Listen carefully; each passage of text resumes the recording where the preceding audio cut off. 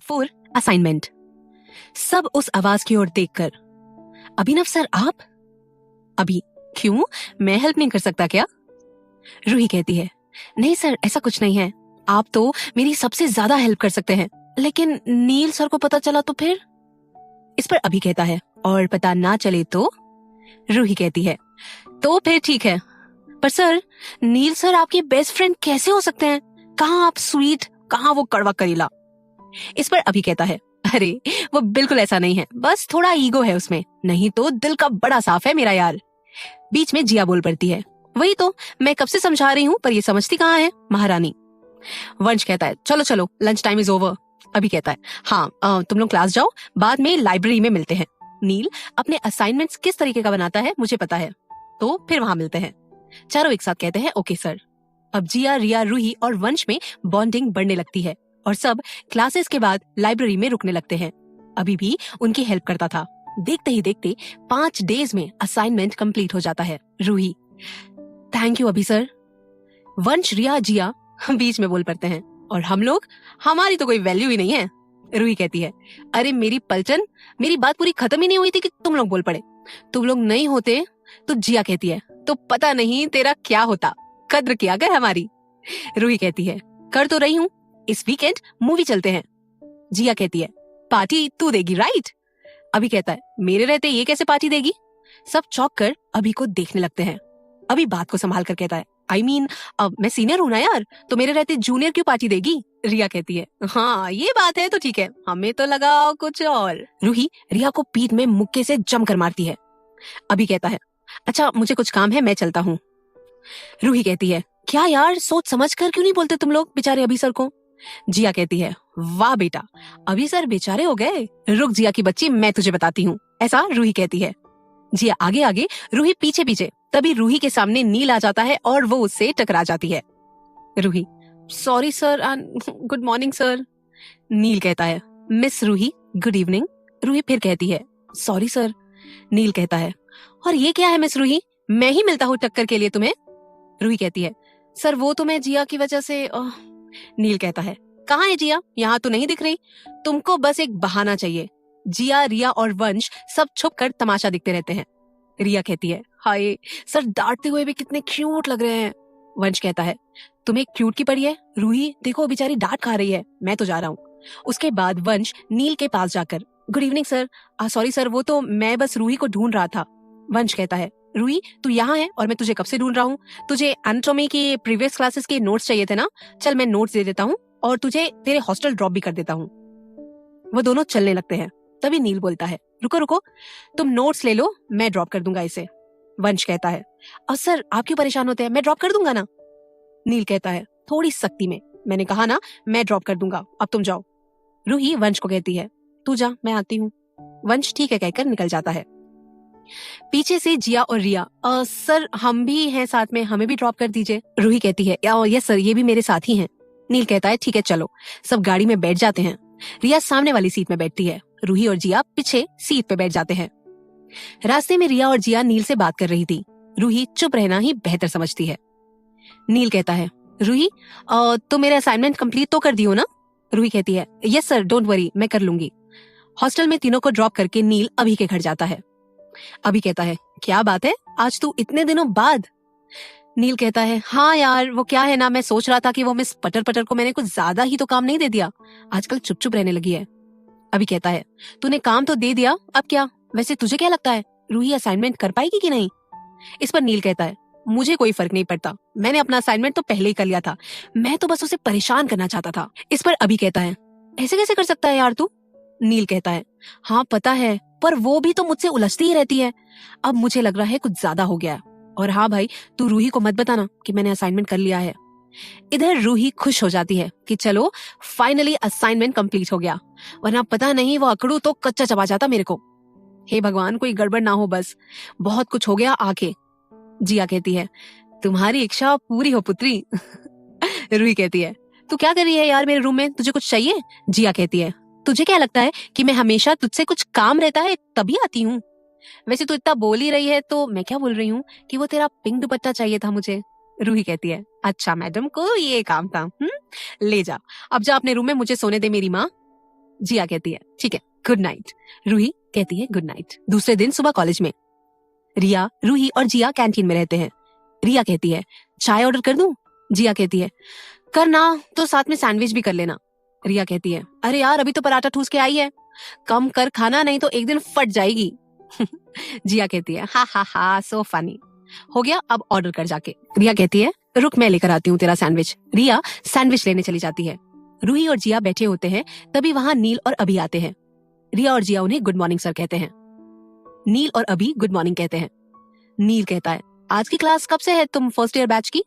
जिया कहती है सर 8:50 से है हमारी क्लास। नील कहता है ओके। अच्छा रूही तुम, इससे पहले कि वो कुछ बोल पाता रूही बोलती है सर आपका असाइनमेंट कंप्लीट कर दिया था, आपको बताना भूल गई। और वो बैग से असाइनमेंट निकालती है और उसे दे देती है। तभी रिया सैंडविच लेकर आती है। तभी नील बोलता है तुमने असाइनमेंट कर लिया तो मैं तुम्हारी सजा खत्म करता हूँ, अब तुम्हें मेरा और कोई काम नहीं करना होगा। रूही कहती है सच में ना सर, आप मजाक तो नहीं कर रहे? और रिया को हाथ में चिकोटी काटने को बोलती है और उसे सच में दर्द होता है।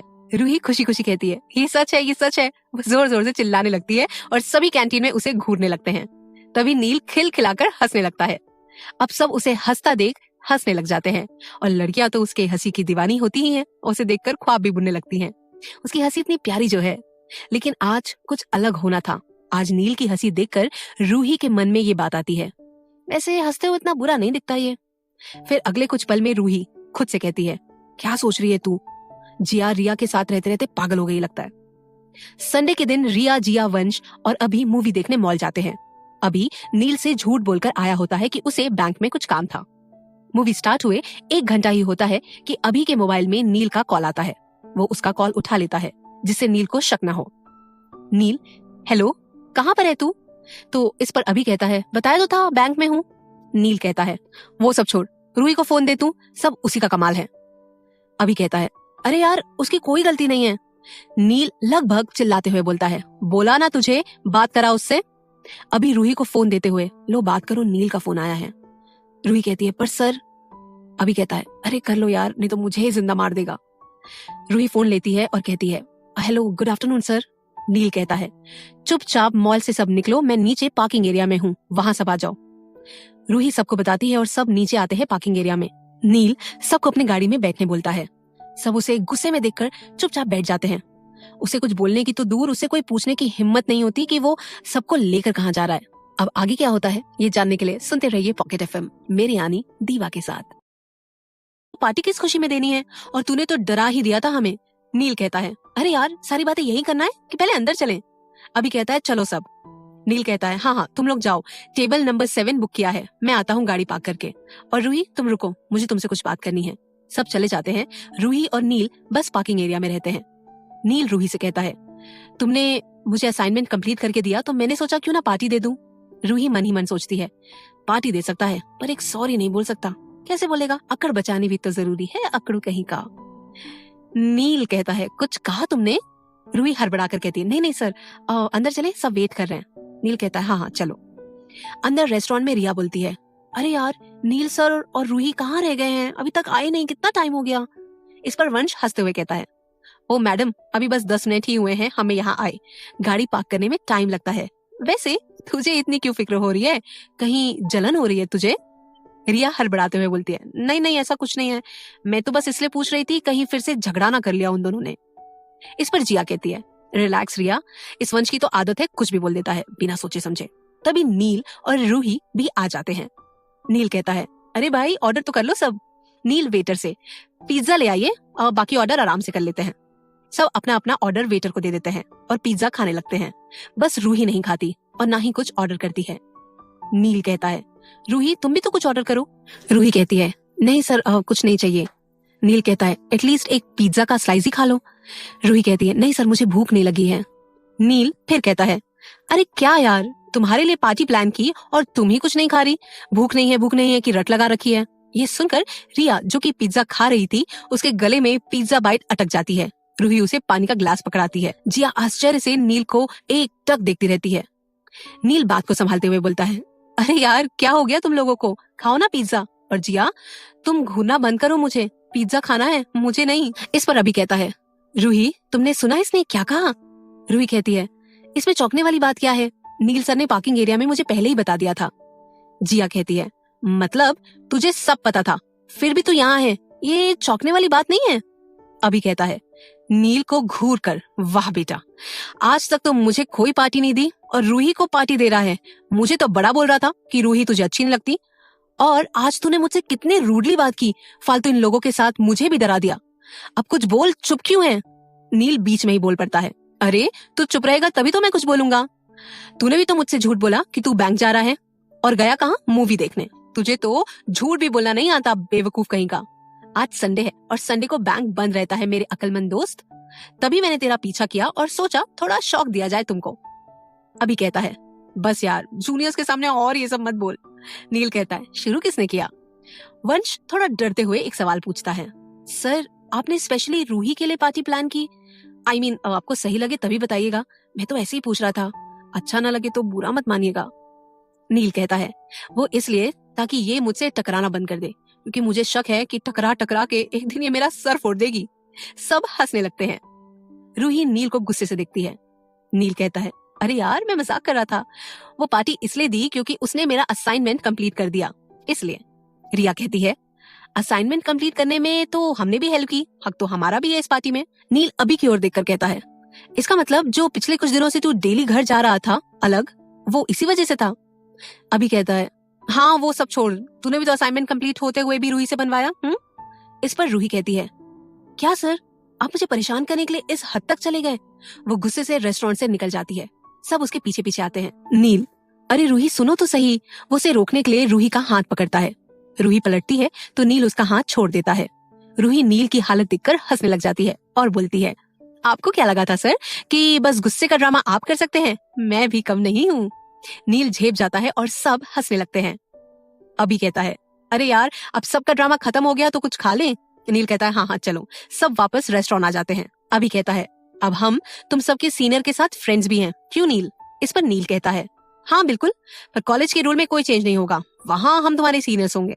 रूही मन ही मन कहती है, ये अकड़ नहीं छोड़ेगा। सब बहुत सी बात कर रहे थे, सबको बड़ा मजा आता है। तभी 9 बज जाते हैं। अभी कहता है, अरे चलो चलो, गर्ल्स हॉस्टल का टाइमिंग 9:30 का है, दिक्कत हो जाएगी नहीं तो। नील कहता है, हाँ चलो फिर, अभी मैं तुझे मॉल ड्रॉप करता हूँ, तेरी कार वही है ना, तू वंश को हॉस्टल छोड़ दे और मैं इन तीनों को हॉस्टल ड्रॉप कर देता हूँ। देखते ही देखते 2 महीने गुजर जाते हैं। सब अब पक्के दोस्त बन गए हैं। वैसे तो कुछ लोग को छोड़कर सबके साथ उनकी अच्छी बनती थी, पर खास तो खास होते हैं। इस खास ग्रुप के मेंबर हैं नील, अभी, रूही, रिया, वंश, जिया। इसके अलावा 2 और लोग इस ग्रुप में जगह बना लेते हैं, ईवा और रौनक। सब एक दूसरे की खुशी और गम में शामिल होने लगते हैं, समझने लगते हैं। सब एक दूसरे के बेस्ट फ्रेंड हो गए हैं। सबको कॉलेज में अच्छा लगने लगता है। नील और अभी तो कॉलेज के फुटबॉल टीम में थे ही, अब वंश भी उसमें शामिल हो गया है, क्योंकि वो भी स्कूल में स्टेट लेवल का प्लेयर रह चुका था। फुटबॉल मैच होता तो पूरा ग्रुप उनके लिए चीयर करता।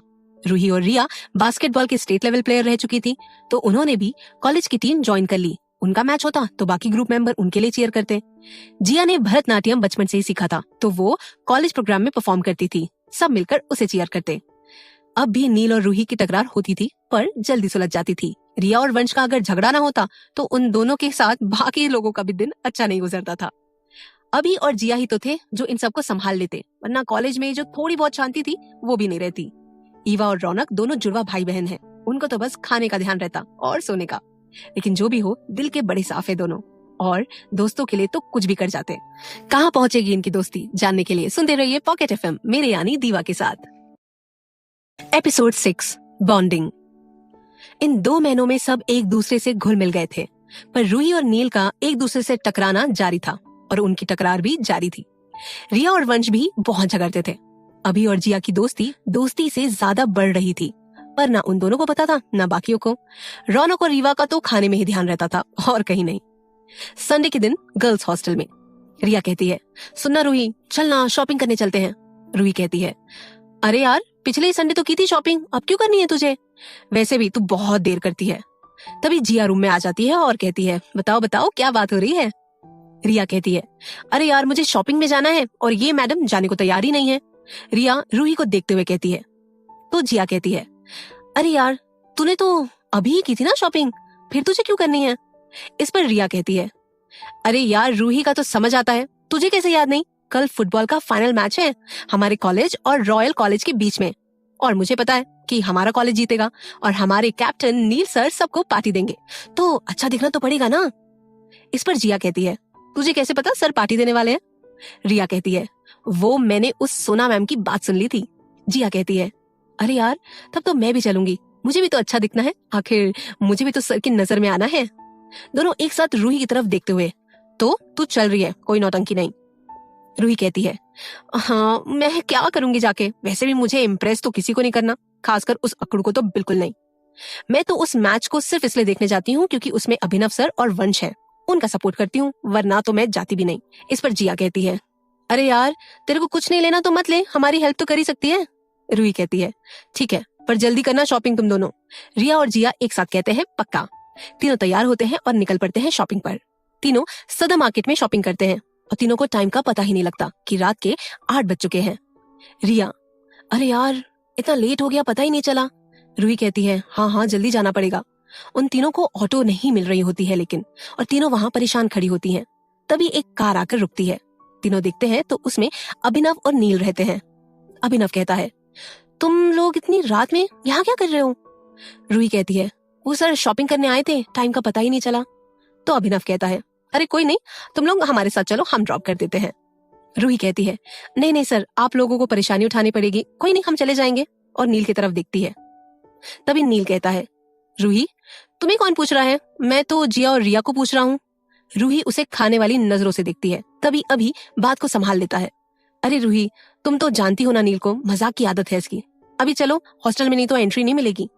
रूही कहती है, ठीक है सर, मैं बस आपके कहने पे जा रही हूँ, वरना नहीं जाती। नील और अभी उन तीनों को हॉस्टल ड्रॉप करते हैं। रिया और जिया कहते हैं, सर कल के मैच के लिए बेस्ट ऑफ लक। तो नील और अभी कहते हैं, thank you so much girls. तभी रूही कहती है, अभिनव सर कल के लिए ऑल द बेस्ट, और वो गाड़ी से उतर जाती है। नील अभी को छोड़ने उसके घर जाता है। तभी अभी कहता है, अरे यार क्या प्रॉब्लम है तेरी? नील कहता है, मुझे कोई प्रॉब्लम नहीं है, बहुत ही क्यूट सी लगती है मुझे। रिया, तू उसी की बात कर रहा है ना? तो अभिनव कहता है, अरे यार बात जलेबी की तरह घुमा मत, मैं रूही की बात कर रहा हूँ, तो उससे ऐसे बिहेव क्यों करता है? नील कहता है, तुझे ये दिखता है कि मैं उसे किस तरीके से बात करता हूँ, पर तुझे कभी ये क्यों नहीं दिखता कि आज भी उसने तुझे बेस्ट ऑफ लक कहा, जबकि टीम में मैं भी हूँ। अभिनव कहता है, एक मिनट, तू बस इसलिए नाराज है उससे? इस पर नील कहता है, नहीं यार, मैं उससे नाराज सिर्फ इसलिए हूँ क्योंकि उसने मुझसे मेरा प्यारा दोस्त छीन लिया, अब मेरा दोस्त जूनियर का हो गया है। और नील मासूम सा सैड फेस बना लेता है। इस पर अभी कहता है, तूने और नौटंकी की ना, और कुछ उल्टा सीधा बोला बेटा तो देख लूंगा तुझे। नील चिढ़ाते हुए बोलता है, अब मुझे क्यों देखेगा, तू तो उस मिस पटर पटर को देखेगा। अभी नील को मारने के लिए उसके पीछे दौड़ता है। नील दौड़ते दौड़ते सामने से आती डॉक्टर विजया त्रिपाठी, जो कि अभिनव की मम्मा है, के पीछे छुप जाता है और कहता है, देखो ना आंटी, अभी मुझे परेशान कर रहा है। डॉक्टर विजया कहती है, ये मैं क्या सुन रही हूँ अभी, तुम मेरे मासूम से बच्चे को परेशान क्यों कर रहे हो? अभिनव कहता है, अरे माँ आपको ये मासूम लगता है, और मैं इसे नहीं, ये मुझे परेशान कर रहा है, और आप मेरी मॉम हो या इसकी? डॉक्टर विजया कहती है, अरे तो मैं नील की भी तो मॉम ही हूँ ना। अभिनव कहता है, मैं जा रहा हूँ यार, यहाँ मेरी कोई वैल्यू नहीं है। नील कहता है, ठीक है भाई जा, पर जाते जाते आंटी को तेरी पसंद तो बता के जा कि तुझे इससे पहले कि वो रूही का नाम लेता, अभिनव उसका मुंह बंद करा देता है और बोलता है, अरे मामा ये कुछ भी बोलता रहता है, और धीरे से नील के कान में कहता है, बस कर यार, नहीं तो मेरे पास भी बहुत कुछ है आंटी को बताने के लिए। इस पर डॉक्टर विजया कहती है, सच सच बता नील, क्या बोल रहे थे तुम? नील कहता है, अरे आंटी मैं तो ये बोल रहा था कि आजकल रसगुल्ला बड़ा पसंद आने लगा है इसे। अभिनव मरता क्या ना करता नील के हाँ में हाँ मिलाता है। तभी अभिनव का मोबाइल रिंग करता है। आगे के एपिसोड के लिए सुनते रहिए पॉकेट एफएम, मेरे यानी दीवा के साथ।